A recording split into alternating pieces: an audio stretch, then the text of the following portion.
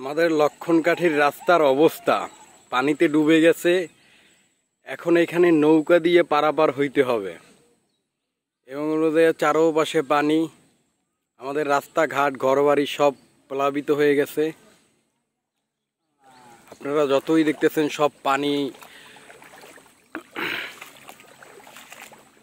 এখনো জোয়ার উঠতেছে। লক্ষণকাঠি রাস্তা আরো ধ্বংসের দিকে চলে যাচ্ছে।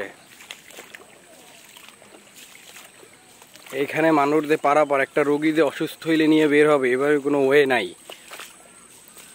এবং লক্ষণকাঠি রাস্তাটা সংশোধনের জন্য অনুরোধ করা গেল। মানুষের দুর্ভোগের অভাব নাই, চারদিকে পানি, রাস্তাঘাট সব প্লাবিত হয়ে গেছে। মানুষ হাঁটাচলা করতে পারছে না।